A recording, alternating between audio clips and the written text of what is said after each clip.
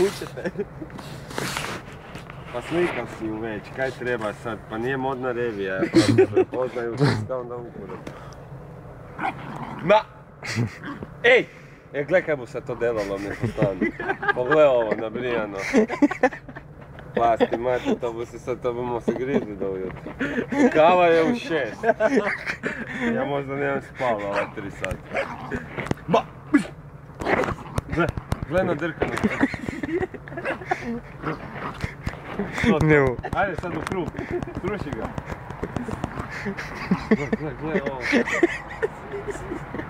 Snimi na drkanka jebati. Bude to na balkonu meni. Ma! Ma!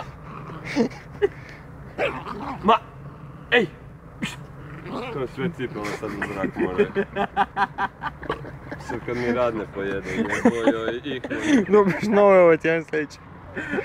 Dobre još snima da uploada na YouTube, ja. Slušaj me, daj zaustavi to i nemoj me jebat. I u 9, pol 10, nemoj mi se ne javit ko Boga te molim jer ću... Ja ću reći meni sad ako bude budno da me probudi ako zvoni.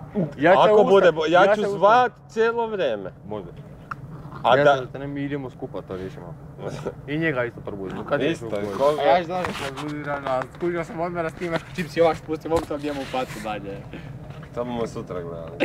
Idem spat, Dođe, idemo doma.